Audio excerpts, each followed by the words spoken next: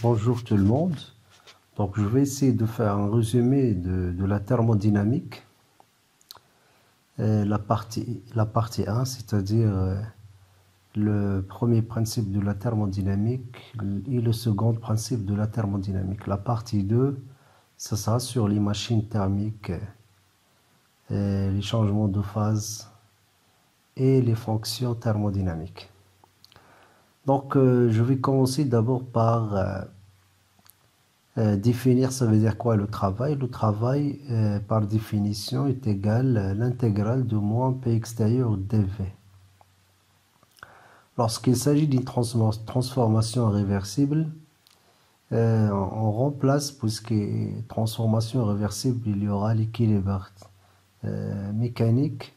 Donc la pression extérieure est égale à la pression du système. Donc on va remplacer P extérieur par P, donc ça va donner oméga est égal à l'intégrale de moins P dV. La deuxième énergie, c'est la quantité de chaleur notée par Q. Donc on va utiliser les expressions de la chaleur élémentaire. Delta Q est égal à CVD de T plus P dV.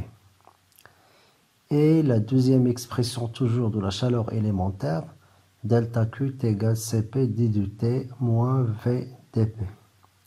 Lorsqu'il s'agit d'une transformation, bien sûr, donc transformation réversible. La troisième énergie, c'est l'énergie interne, notée par U.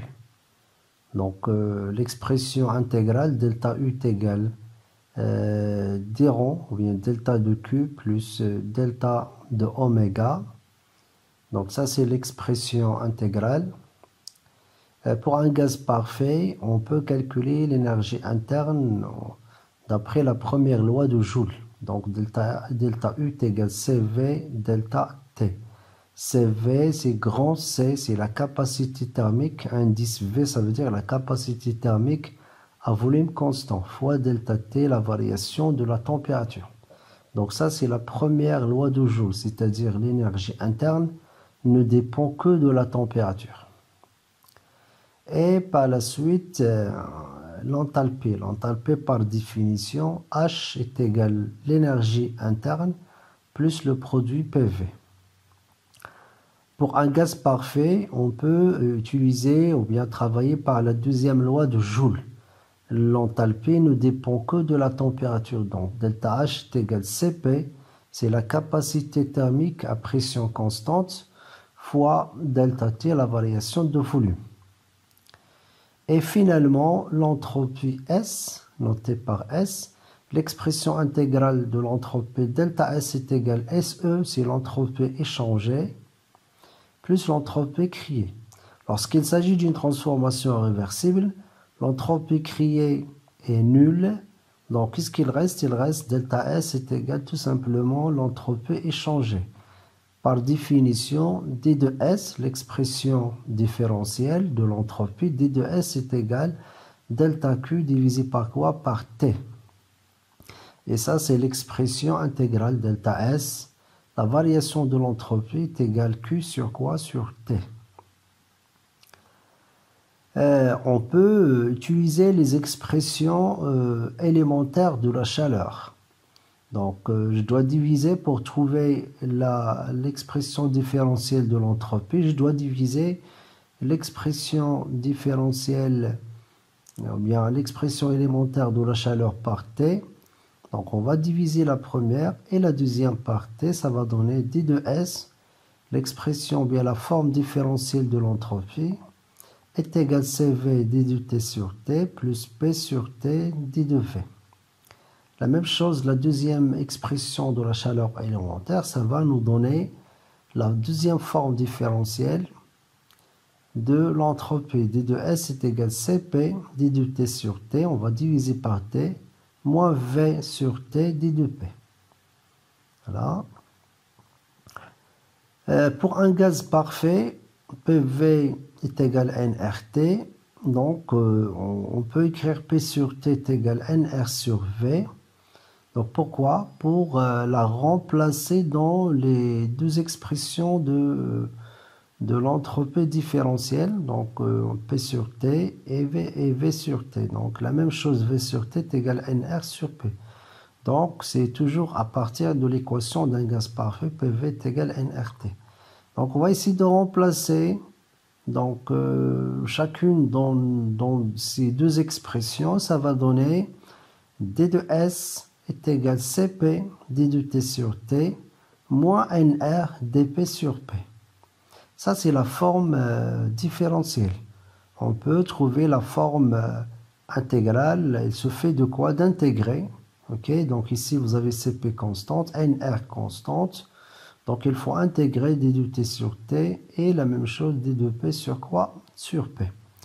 Donc, la même chose pour la deuxième expression, bien la deuxième forme différentielle de l'entropie, CV D de T sur T plus NR dV sur quoi? Sur V. Donc, je vais commencer de chercher à quoi est égal le travail. Donc, ça, c'est la définition dans les 4 transformations particulières. Isochore, isobar, isotherme et adiabatique. Donc, la plupart, ou bien en thermodynamique 1, on travaille, et souvent on travaille avec un gaz parfait et des transformations réversibles. Donc, je vais commencer par la transformation isochore. Isochore, voilà, le traçage d'une transformation isochore dans le diagramme PV. Voilà. Donc, V est constant, le volume est constant, c'est-à-dire dV est égal quoi? Est égal 0. Donc, si vous voyez très bien l'expression de oméga, vous avez dV. Donc, isochore dV est égal 0, donc finalement, on va trouver un travail nul. Oméga est égal 0. La deuxième transformation isochore, donc il s'agit, pardon, isobar, la pression est constante, il s'agit d'un segment horizontal dans le diagramme PV. D'après la définition, donc je répète, il s'agit d'une transformation réversible. On va remplacer P extérieur par P. Donc P constante, je peux faire sortir la pression de l'intégrale. Donc on va faire sortir la pression de l'intégrale puisqu'elle est constante. Donc ça va donner oméga moins P, l'intégrale dV, entre le volume initial V1 et le volume final V2. Donc, ça va donner oméga est égal moins PV entre V1 et V2. Et finalement, on va trouver l'expression suivante. Oméga est égal moins PV2 moins V1. Donc, faites attention pour la pression P. P est égal P1 est égal P2. Il est constante pour cette transformation de l'état initial 1 à l'état final 2. La troisième transformation, c'est isotherme. Il s'agit d'un hyperbole. Donc, vous avez une transformation entre 1, l'état initial, et 2, l'état final, T constante. Donc, pour un gaz parfait, d'après l'équation d'un gaz parfait, PV est égal à nRT est égal constante. Pourquoi constante? Déjà, la quantité de la matière est constante. Le R, c'est la constante d'un gaz parfait. Et T, puisqu'il s'agit d'une transformation isotherme, T constante. Donc, ça va donner le produit PV. Il s'agit d'un produit constant. Donc, je peux écrire P1V1 est égal P2V2 entre l'état initial 1 et l'état final 2, la transformation isotherme. Ou bien, sous forme de rapport, P1 sur P2 est égal V2 quoi sur V1. Donc, égalité des deux quotients, P1 sur P2 est égal V2 sur quoi? Sur V1. D'après la définition, oméga est égal moins P dV, donc P n'est pas constante. C'est pas comme la transformation isobar. P n'est pas constante. Donc je ne peux pas faire sortir P de l'intégrale. Mais je peux la remplacer par quoi? À partir de l'équation d'un gaz parfait. Quoi est égal P est égal nRT sur quoi? Sur V. Voilà, avec bien sûr le moins dV. nRT, ce sont des constantes. Donc on peut faire sortir le nRT de l'intégrale avec bien sûr le moins. Il reste ln de quoi? Donc dV sur l'intégrale de dV sur V, c'est ln. Il s'agit d'une forme mathématique très connue. Donc ça va donner ln de V entre V1 et V2. Et finalement, qu'est-ce qu'on va écrire? On va écrire l'expression oméga est égal nRT ln de V2 sur quoi? Sur V1. Donc, et on a déjà démontré que le V2 sur V1 est égal quoi? Le P1 sur P2. Donc il faut faire attention aux indices. Donc ça c'est V2, le volume final sur le volume initial est égal. La pression initiale c'est P1, c'est pas P2. Sur quoi? Sur P2. Donc on va la remplacer. Donc finalement j'obtiens oméga est égal moins nRT ln de P1 sur P2. La dernière transformation c'est adiabatique pour le travail. Donc vous avez la représentation d'une transformation adiabatique entre l'état initial 1 et l'état initial 2 dans le diagramme PV. On sait déjà que adiabatique, il n'y a pas d'échange de quantité de chaleur, Q est égal 0. Et d'après le premier principe de la thermodynamique, la variation de l'énergie interne est égale Q plus oméga. Donc Q est égal 0, pas de quantité de chaleur échangée. Donc finalement, la variation de l'énergie interne est égale directement le travail. Et d'après la première loi de Joule, c'est quoi la variation de l'énergie interne? C'est tout simplement CV delta T, c'est la première loi de Joule. Finalement, le oméga, c'est CV delta T, CV T2 moins T2 moins T1. On peut l'écrire sous la forme suivante. Donc, oméga est égal NR sur gamma moins A. Pourquoi? Parce que le CV, on a déjà vu que le CV, la capacité thermique à volume constant, est égal NR gamma moins 1. Bien sûr, T2 moins quoi? T1. Donc ça, c'est pour le travail. Maintenant, pour la quantité de chaleur Q. On va utiliser les deux expressions de la chaleur élémentaire, en fonction des coefficients calorimétriques, c'est VP, CP et V, pour une transformation bien sûr réversible. Isocore. Isocore, qu'est-ce que vous avez? Vous avez V constant, dV est égal 0. Donc, je prends cette équation. Donc, cette équation, ou bien la première équation, delta Q est égal CV d de T plus P dV. Donc, dV est égal 0, c'est-à-dire le deuxième terme va sauter. Il reste tout simplement delta Q est égal CV d de T. J'intègre et je trouve Q est égal CV delta T.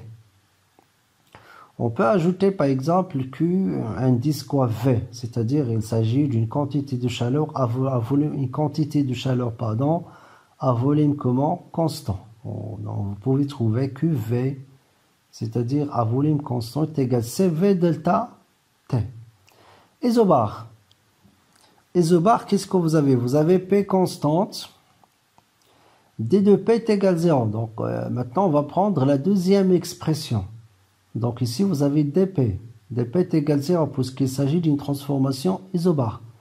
Voilà, le deuxième terme va sauter. Il reste tout simplement delta Q est égal CP d de T. Et j'intègre, je trouve Q est égal CP delta T.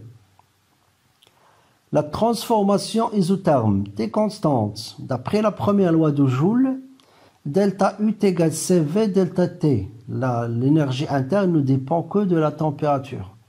Donc, puisqu'il s'agit d'une transformation isotherme T constante, c'est-à-dire d de T est égal quoi? 0. Ou bien delta T. Ok? C'est la même chose. Donc, la variation de la température est égale delta est égale 0.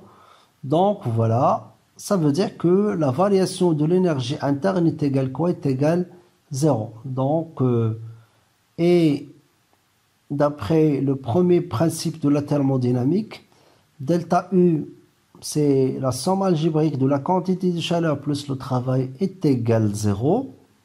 Voilà. Donc, ça veut dire que Q est égal moins oméga. Et on a déjà trouvé l'expression de oméga. Ok? Dans le diapo précédent, on a déjà trouvé le oméga pour une transformation isotherme. Donc finalement, vous avez Q est égal nRT ln de V2 sur V1, ou bien en utilisant les pressions, Q est égal nRT ln de P1 sur quoi? Sur P2. Donc je répète, pour le oméga, on a déjà trouvé l'expression de oméga dans le diapo précédent. Ok? Voilà, très bien. La troisième ou bien la quatrième transformation, c'est adiabatique. Donc, c'est une transformation adiabatique entre l'état initial 1 et 2. Donc, pas d'échange de l'énergie sous forme de quantité de chaleur, c'est-à-dire Q échangé est égal quoi? Est égal 0. On passe maintenant à l'énergie interne. L'énergie interne, la variation de l'énergie interne est égale delta Q plus delta oméga. Ça, c'est l'expression intégrale. Pour un gaz parfait, je peux appliquer la première loi de Joule. Delta U est égal CV delta T. L'énergie interne ne dépend que de la température. Donc pour les 4 transformations isochore, donc il se fait d'appliquer la loi de Joule, la première loi de Joule, delta U est égal CV delta T. La même chose pour isobar, appliquer la première loi de Joule, delta U est égal CV delta T. La même chose pour adiabatique, à appliquer la première loi de Joule, delta UCV, delta T. Ok? Donc pour les 3 transformations, il se fait d'appliquer la première loi de Joule directement. La même chose pour l'isotherme. On va appliquer la première loi de Joule, delta U est égal CV, delta T. Mais pour l'isotherme, à quoi est égal T? T, elle est constante. D de T est égal 0, bien la variation de la température est égale 0. Ça veut dire la variation de l'énergie interne est égale quoi? Est égale 0. Donc je répète, pour l'isochore, isobar, adiabatique, et pour l'isotherme aussi, j'applique directement la première loi de Joule. L'isotherme, un cas particulier pour ce que T est constante, delta T est égal 0, ça veut dire la variation de l'énergie interne est égale quoi? Est égale 0. Maintenant, pour l'enthalpie, d'après la définition, H est égal U plus PV. Donc, la même chose, donc il faut appliquer la deuxième loi de Joule. On est dans le cas d'un gaz parfait. On va appliquer la deuxième loi de Joule, delta H est égal Cp, la capacité thermique à pression constante fois la variation de la température. Donc, pour les 4 transformations isobar, isochore, isotherme et adiabatique, on va appliquer toujours la deuxième loi de Joule, delta HCP, delta T. Isobar, la deuxième loi de Joule, delta HCP, delta T. La même chose pour adiabatique, delta HCP, delta T. Et la même chose pour l'isotherme. On va appliquer la deuxième loi de Joule, delta HCP, delta T. Mais dans l'isotherme, on est dans le cas d'une température constante, c'est-à-dire delta T est égal 0. Ça veut dire que la variation de l'enthalpie, delta H est égal quoi? Est égal 0, est nul. Et finalement, l'entropie. L'entropie, donc la forme intégrale, delta S est égal l'entropie échangée plus l'entropie créée. Lorsqu'il s'agit d'une transformation réversible, donc qu'est-ce qu'on a dit tout à l'heure? Le deuxième terme va sauter, le SC est égal 0 pour une transformation réversible. Il reste que l'entropie échangée. Donc je peux écrire D2S delta Q sur T, la forme intégrale delta S Q sur T.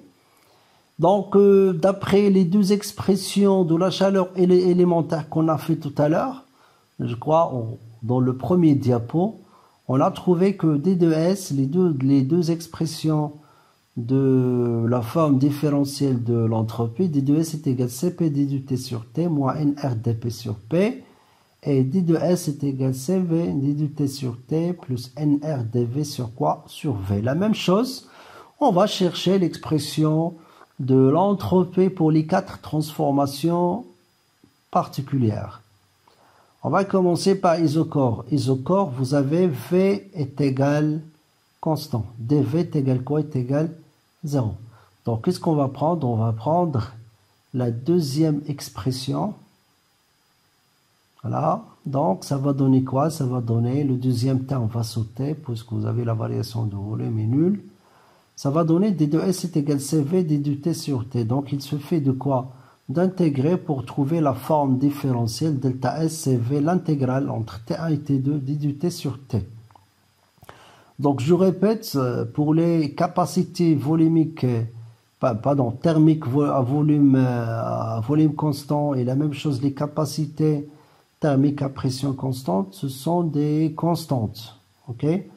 Donc on voit ici, donc on peut faire sortir CV de l'intégrale, la même chose pour CP. Pour isobar, donc la même chose, vous avez la pression est constante, d de P est égal 0. Maintenant on va prendre la première expression. Donc vous prenez cette expression, qu'est-ce qu'on va écrire? On va écrire d de S est égal CP d de T sur T. Pourquoi? Parce que le deuxième terme va sauter. Donc vous voyez le dp est nul. Donc le deuxième terme va sauter, il reste que CP d de T sur T. Donc j'intègre pour trouver la forme intégrale. Delta S est égal CP, l'intégrale entre T1 et T2, d de T sur T. Donc, il faut signaler que l'intégrale d de T sur T, il s'agit d'une forme mathématique très connue, ça va donner ln. Voilà. Pour l'isotherme, la même chose, T constante, d de T est égal quoi? Est égal 0. Donc, vous avez le choix, soit utiliser la première expression ou bien utiliser la deuxième. Donc, dans cette vidéo, donc, je vais essayer d'utiliser les deux et voir... ça va donner comme résultat. Donc je prends la première expression, donc d de S est égal moins NR d de P sur P. Pourquoi? Parce que le premier terme va sauter. La variation de la température est nulle. Donc le premier terme va sauter, il reste que le deuxième terme. À ne pas oublier le moins, vous avez moins NR dP sur P. J'intègre, donc NR ce sont des constantes, donc j'intègre moins NR l'intégrale dP sur P, et ça il s'agit de quoi? D'une forme mathématique très connue, donc ça va donner delta S moins NR. Donc ici vous avez une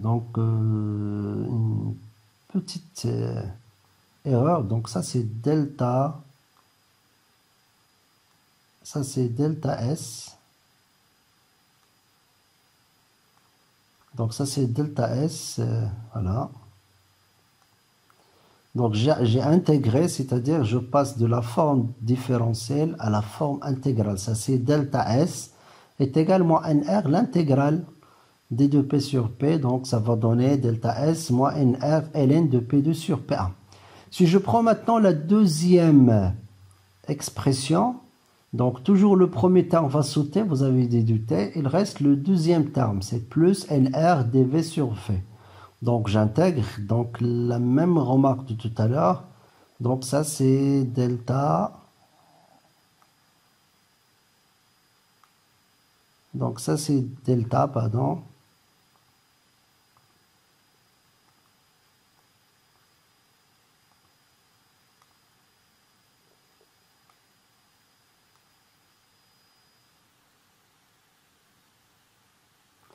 Donc ça c'est delta et c'est pas d de S, c'est la forme la forme intégrale. Delta S est égal NR, l'intégrale entre V1 et V2 de dV sur V. Donc ça va donner delta S est égal NR ln de V2 sur quoi? Sur V1. Et finalement l'adiabatique réversible. Donc on a déjà cité qu'il s'agit de quoi? D'une transformation réversible. Donc souvent en thermodynamique 1 on travaille avec un gaz parfait et des transformations réversibles. C'est pas toujours le cas mais c'est souvent. Donc adiabatique réversible est égal isentropique.